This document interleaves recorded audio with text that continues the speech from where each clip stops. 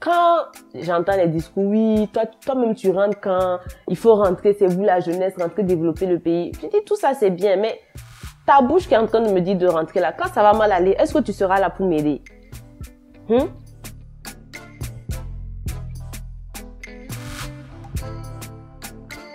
Franchement les amis, j'ai vraiment du mal à croire que ça fait déjà 10 ans que j'ai passé au Canada. 10 ans! Pas 10 jours. Ne pensez pas que vous avez toute la vie devant vous. Si vous avez des choses que vous voulez faire, franchement, faut y aller parce que le temps passe très vite et ça fait peur souvent. Bon, pour ceux qui m'ont jamais vu, c'est la première fois qu'ils tombent sur mes vidéos. Je vais donner un petit peu de mon background. Moi, je suis arrivée ici en 2012, en août 2012 si je me rappelle bien.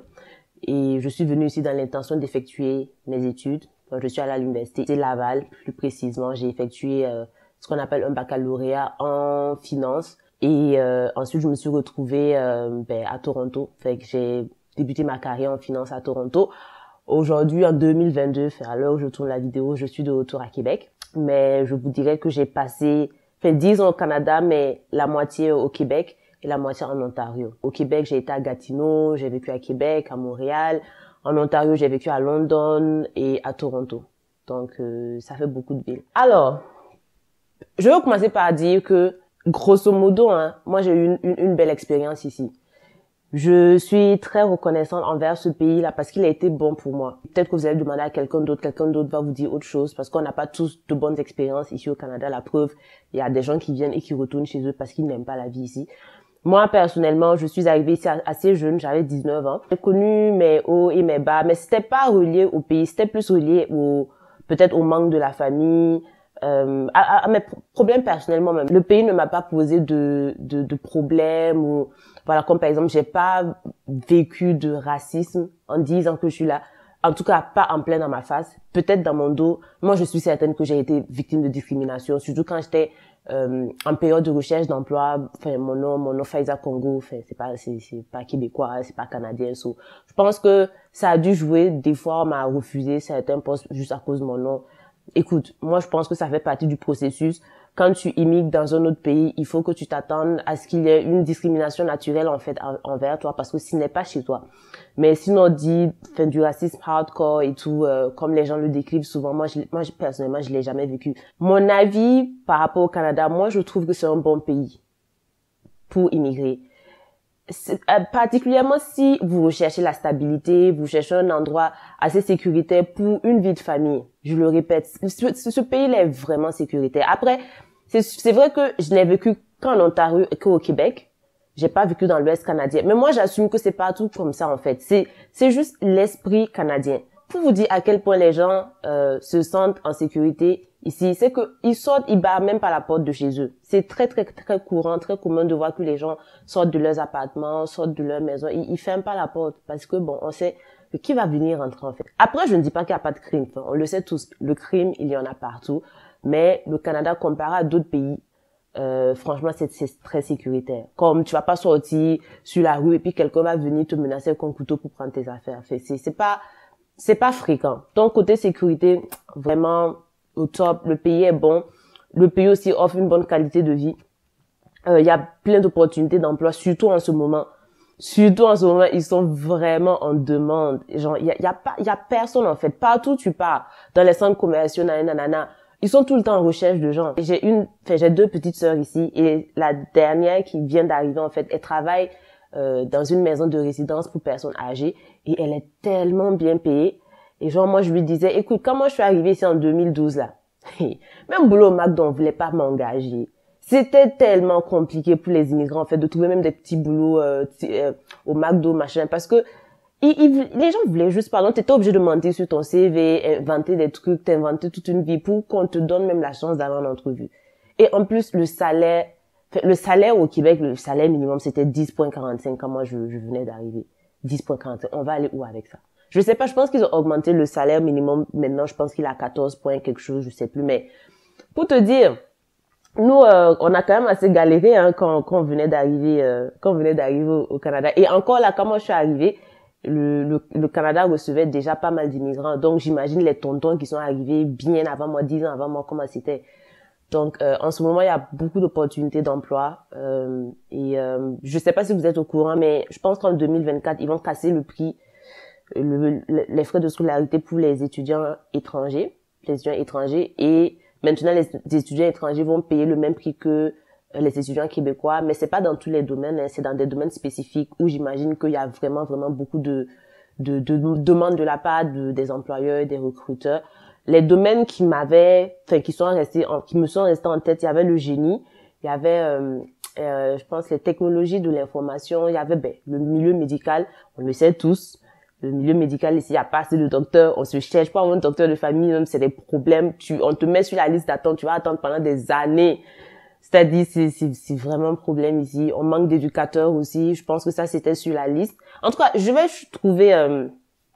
trouver l'article ou, en tout cas, le site où j'ai vu ça et je vais mettre ça dans la barre descriptive. Ceux qui sont intéressés, vous pouvez aller voir. Donc, depuis que moi j'ai appris, en tout cas, ils vont casser les prix pour, en tout cas, je pense que c'est un projet. Je sais pas si la loi est passée ou quoi, mais en tout cas, si ça se réalise, moi, je pense que c'est une très, très bonne nouvelle. Donc, je vous incite, si ça vous intéresse vraiment et vous voulez une bonne qualité de vie, vous voulez un pays qui est assez sécuritaire, le Canada, c'est un bon choix.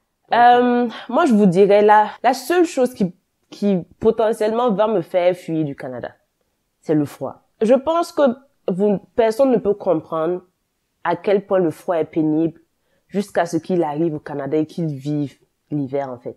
Après, voilà, faut pas généraliser. Il y en a qui vivent mieux l'hiver que d'autres. Moi, je fais partie des gens qui ne vivent pas l'hiver bien. C'est incroyablement pénible sur mon mental et sur mon corps, en fait, parce que c'est pas juste que je suis dépressive, mon humeur prend un coup, même ma santé, je suis tout le temps malade, je suis tout le temps grippée. Enfin, moi, j'ai des sinusites. Sinusite et puis le froid ne s'entendent pas. Je suis tout le temps grippée. Moi, personnellement, l'hiver, c'est dur pour moi. Je ne me vois pas vivre indéfiniment dans un endroit où plus de la moitié de l'année, tu as un manteau. Parce que même si c'est pas l'hiver, la neige et tout, après tu as le printemps et tu as l'automne où il fait relativement froid et tu peux pas juste sortir comme ça. En soi, dans l'année, on a quoi? 2 mois et demi, 3 mois d'été. Et dans ça même, il faut enlever les jours pluvieux. Parce que, écoute, quand il pleut, tu peux rien faire. Et bon, vous allez me dire, oui, il y a certains endroits qui sont plus froids que d'autres et Vancouver. Oui, c'est vrai. Si tu pars plus dans l'ouest, Vancouver, BC, comment on dit ça, la Colombie-Britannique. Oui, il fait moins froid là-bas. Mais, le revers de la médaille, c'est qu'il pleut beaucoup. De ce qu'on m'a dit, moi, j'ai jamais été à Vancouver. De ce qu'on m'a expliqué, c'est qu'il fait tout le temps gris là-bas, il pleut tout le temps. Apparemment, le temps s'apparenterait un peu au temps à Londres. Je sais. En tout cas, ça aussi, personnellement, ça m'intéresse pas. Aller dans un coin où il fait moins froid, oui, mais il pleut tout le temps et c'est gris. Ouais. Si vous n'aimez pas le froid, pensez à 2 fois avant de venir ici. Parce que ne vous dites pas, non, on va gérer. Franchement, c'est pénible. Après, bon, écoutez, moi, j'ai pas de voiture. Donc, peut-être que si vous avez une voiture, ça va vous faciliter la vie. Parce que si tu dois aussi sortir, t'arrêter attendre le bus. Les systèmes de transport ici sont pas top, hein. Seigneur. C'est les grandes villes comme Toronto, Montréal, qui ont le métro, ça va là-bas. Mais si tu vis dans une petite ville et que, t'as pas de voiture, si tu es étudiant et tu ne vis pas sur le campus, tu vas te taper des 30 minutes, 40, 45 minutes d'attente ici dans le froid. Moi, avant, quand j'étais étudiante, je le faisais. Je pense que ça me dérangeait, mais bon, c'était pénible, mais écoute, on subit. Maintenant que je suis plus grande, j'ai une carrière, j'ai un boulot, je suis plus âgée, ça me dérange énormément de me taper autant de minutes à attendre le bus. Après, à Québec, le bus passe chaque 10, 15 minutes, mais souvent le bus ne passe même pas. Le système de transport ici, ça va pas. Et je trouve ça dommage parce que ça reste quand même la deuxième plus grande ville du Québec. Malheureusement, je ne peux pas parler, malheureusement, je dirais pas malheureusement. En 10 ans, j'ai jamais été gravement malade au point d'aller à l'hôpital vraiment ou d'aller aux urgences. Donc, je pourrais pas vraiment parler du système médical ici. Mais, c'est le Canada. Le système médical peut pas être le plus archaïque au monde. C'est sûr que je pense pas que c'est le meilleur, genre, tu prends les top 10 au monde. Je sais pas si le Canada fait partie des top 10 au monde, côté médical, mais en tout cas, ils sont pas derrière. Donc, ça aussi, ça peut être une bonne raison pour immigrer ici. Par contre, j'ai ma petite sœur souvent qui est malade. Elle a l'ascendant, souvent elle doit se rendre aux urgences. Et apparemment, le temps d'attente aux urgences, c'est incroyable, c'est mouvant en fait. Tu vas aller t'asseoir là pendant des heures dans ta douleur, là, on va même pas te regarder. Je sais pas trop c'est dû à quoi. Est-ce que si c'est un manque de personnel ou c'est le système qui n'est pas bien structuré? Si vous le savez, vous pouvez me le dire en commentaire parce que je ne sais absolument pas c'est quoi la raison, pourquoi c'est comme ça. Mais les gens se plaignent beaucoup. Hein. Alors, la bouffe, c'est moyen. La bouffe au Canada, c'est moyen. Franchement, même les endroits où on m'a dit, oui, vas-y, la bouffe est excellente, tu pars, tu manges, tu dis, bon, ok. Moi, personnellement, j'ai jamais été dans un endroit ici, dans un resto ici, et j'ai été impressionnée. Je trouve la bouffe vraiment moyen. Genre, je trouve que le prix que tu payes pour ce que tu gagnes, en fait, ça n'en vaut pas la peine. Et c'est pour ça que je n'aime pas manger dehors. Parce que je me dis, qu'est-ce que je vais aller trouver dehors que je ne peux pas faire à la maison, en fait. So, yeah, je mange très, très rarement dehors. Parce qu'aussi il y a le système de type, j'en ai parlé dans une de mes vidéos, le système de type qui est là, ouais, écoute. C'est vrai que souvent tu as la paresse, ou souvent c'est pour socialiser, tu pars au resto, mais écoute, en soi, vraiment, si tu es motivé, tu te fais tes plats à la maison. Moi, franchement, la bouffe ici au Canada, je me permets de dire au Canada, c'est vrai, encore une fois, je n'ai pas été dans l'Ouest canadien, mais je doute fort qu'il y ait une grande différence. On me dit à Vancouver, il y a plein de bons restos asiatiques. Bon, en même temps, ils sont proches de l'Asie, so eux. J'imagine que oui. Hein, oui, attendez. Avant que j'oublie, j'avais fait deux vidéos dans le passé pour dénoncer le fait que les immigrants viennent ici et ils ont vraiment de la difficulté souvent à faire reconnaître et leurs diplômes antérieurs et leurs expériences antérieures. Ces vidéos-là, je les avais faites il y a quelques années, je pense en 2017, 2018. Voilà, ça fait quelques années. Je ne sais pas si les choses se sont améliorées. Enfin, si vous m'écoutez et que vous avez été dans le processus, vous êtes arrivé ici avec vos diplômes, avec vos expériences, n'hésitez pas à mettre en commentaire comment ça s'est passé pour vous. Mais j'ose croire que c'est toujours de rigueur. Je pense que il y a toujours un problème par rapport à la reconnaissance des diplômes. Si vous êtes prêt à venir recommencer au bas de l'échelle, il n'y a pas de problème. Il y a plein de gens qui le font. Surtout dans le domaine bancaire. Moi, j'ai croisé plein de gens qui sont venus du Nigeria, surtout. Tu regardes leur CV, ils ont étudié, ils ont eu des années d'expérience dans la haute finance. Enfin, quand je dis la haute finance, je pense à la finance corporative, des choses comme ça. Ils arrivent, ils prennent vraiment, ils commencent au bas de l'échelle, quoi. Genre, ils prennent des boulots niveau débutant et ils sont corrects avec ça. Et maintenant, dépendamment des gens, moi, je pense que si tu n'es pas endormi, tu peux très vite gravir les échelons. Tu peux prendre ça comme un tremplin et très vite gravir les échelons. Mais il faut vraiment que tu aies de la débrouillardise. Parce que si tu es juste là comme ça, voilà, tes choses vont pas avancer. Et les gens sont pas bêtes. Les gens, en fait, je pense que comme ils connaissent pas la réputation des écoles ailleurs, surtout en Afrique, ils ne connaissent pas, tu vois, les institutions forcément. Je pense qu'ils essaient de tester, il faut qu'il y ait un lien de confiance, de crédibilité qui s'établisse entre toi et ton employeur. Et une fois que c'est fait, si il voit clairement que tu es surqualifié pour ce que tu es en train de faire, je pense que les choses vont aller vite pour toi. Mais il faut aussi que tu n'aies pas peur d'approcher les gens et de te faire valoir, en fait, et de te vendre. Parce que si tu es juste assis là, voilà, en soi, tu es surqualifié, tu fais bien le travail, mais peut-être que lui, ça l'arrange que tu sois dans ce boulot-là parce que tu fais tellement bien ton travail qu'il veut pas que, enfin, tu aies une promotion. Enfin, il veut pas engager quelqu'un qui fait moins bien le travail que toi. Donc, tu vois, il y a toute une politique derrière. Il faut savoir aussi que les gens, à la fin de la journée, c'est des êtres humains. Et ils mettent leur bien-être devant le tien, en fait. Donc, si la personne, ça l'arrange, ton superviseur, ça l'arrange que toi, tu sois dans ce boulot-là parce que, voilà, il veut juste pas te perdre parce que tu es tellement efficace. Il pourrait ne pas vouloir que tu aies une promotion et que tu ailles ailleurs. Donc, il faut avoir tout ça en tête, en fait. So, bref, tout ça pour dire que je vois des gens qui le font.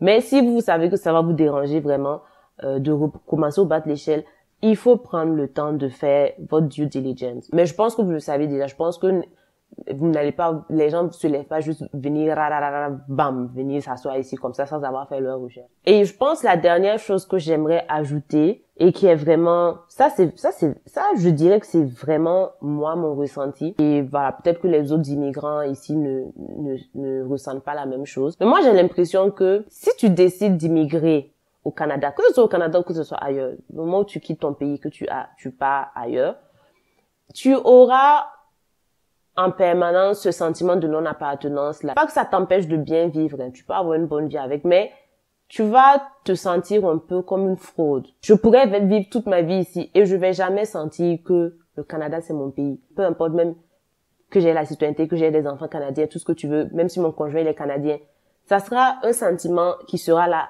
en permanence en fait. Et c'est pas que les gens ici ont un certain comportement dans le but de te rappeler que tu n'es pas d'ici. Tu peux tomber sur des personnes mauvaises et méchantes qui vont faire exprès de dire des choses pour te rappeler que ici là c'est pas chez toi. Mais je dirais que les gens, même souvent dans leur comportement, même quand ils veulent bien faire, ils te rappellent forcément que tu n'es pas chez toi. Je n'ai pas d'exemple qui me vient en tête comme ça, mais c'est les petites remarques, les petits commentaires, même si ça vient de bon cœur, ça vient te rappeler que, mais ce n'est pas chez toi. C'est comme si, en fait, tu es un animal un peu exotique. C'est difficile, en fait, de se fondre totalement dans la masse. C'est comme, pendant l'été, je prenais des cours de boxe. J'ai pas duré dedans, j'ai pris les cours là juste un mois. Et je suis arrivée dans le gym. Ben, déjà, quand tu arrives dans un nouveau gym, surtout un gym de boxe, on sait que tu es nouveau. On sait que tu es nouvelle. Parce que tu arrives, bon, tu sais pas trop, tu as l'air un peu perdu, tu sais pas trop quoi faire. Bon, écoute, on sait tous. Mais le pire, c'est que j'étais la seule personne noire.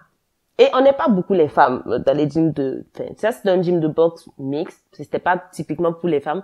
Donc, on n'était pas nombreuses les femmes. Déjà, pour commencer. Et en plus, j'étais la seule personne noire. Donc, veux pas, tu attires l'attention. Veux pas, il y a des petits regards. Tu vois les gens qui te regardent en mode, ah ouais, ok, that's new, that's interesting. Tu vois, mais c'est jamais méchant. C'est jamais en mode, oui, tu fais quoi ici? Non. Non, mais toi, souvent, tu veux te fondre dans la masse. Souvent, tu veux juste arriver et te fondre dans la masse. Mais tu ne peux pas te fondre dans la masse au Canada. Oublie ça. Surtout quand tu ouvres ta bouche sur un accent, oublie ça, frère. Tu ne peux pas te fondre dans la masse. Et une autre chose aussi que je pense deep down, moi, je pense que quand tu es immigrant européen et quand tu es immigrant africain au Canada, c'est pas forcément pareil. Encore une fois, c'est ma pensée, c'est peut-être vrai, c'est peut-être pas vrai. Moi, je pense que quand tu es immigrant africain ici, les gens, ils vont avoir de la sympathie pour toi. Ils peuvent vraiment développer une relation d'affection pour toi, tout ce que tu veux.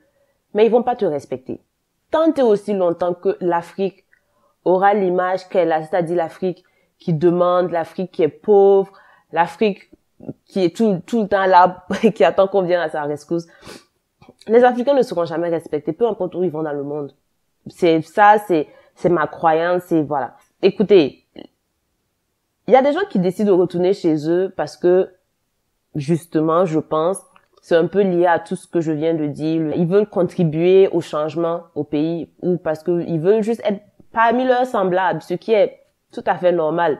Et ce qui est, si tu rentres parce que tu penses que tu peux œuvrer au changement, tu peux aider à faire avancer les choses dans ton pays, moi je pense que c'est noble parce que c'est un risque.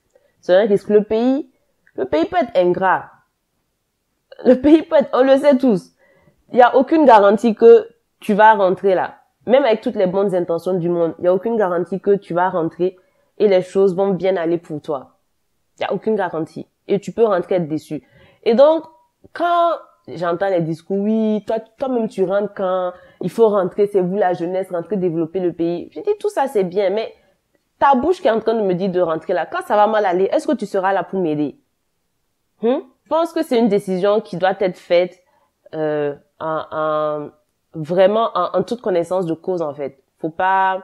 Je pense que si tu es prêt, tu te dis oui, il y a des possibilités que le pays soit ingrat envers moi mais je rentre pareil, tant mieux pour toi.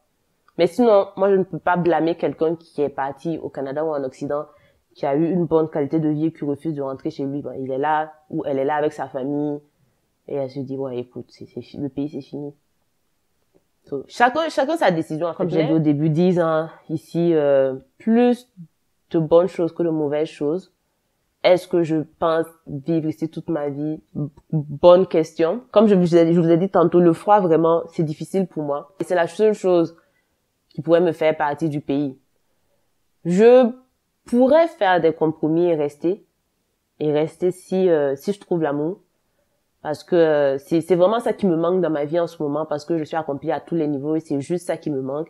Et je le dis toujours, je l'ai toujours dit, la seule chose qui peut me faire rester ici, c'est l'amour. Si je trouve l'amour, je vais pas aller nulle part laisser mon chéri. Mais sinon, il y a vraiment rien qui me retient ici vraiment, quoi. So, moi, je suis ouverte à toute option, même si on me dit, écoute, il y a une très belle Opportunité pour toi en Chine. Rien ne dit que je ne vais pas la saisir. Parce que moi, j'aime explorer, j'aime voyager, j'aime découvrir, so why not? Mais bref, c'est pas mal ça pour cette vidéo d'aujourd'hui. J'espère que vous avez kiffé. Et je sais que j'avais dit que j'allais essayer de publier des vidéos plus souvent. Je pense dans une de mes vidéos là où je parlais des frais de scolarité. Mais ouais. Un boulot à temps plein et un MBA à temps partiel, les amis, c'est pas facile. Et en plus de ça, tu as tes activités, tu as ta vie, genre tu as tes amis, tu as tes activités que tu mènes à côté, c'est très dur. Voilà. Mais je peux pas lâcher ma chaîne YouTube parce que c'est trop important pour moi, mais moi je vais probablement publier moins fréquemment que j'espérais. Enfin, j'espérais pouvoir publier, je sais pas, peut-être une fois par mois, mais je pense que ça va être compliqué. Ça va être compliqué pour moi. C'est pas mal ça. J'ai hâte de lire vos commentaires si vous en avez. Et on se dit à la prochaine pour ma prochaine vidéo. Portez-vous bien et salut.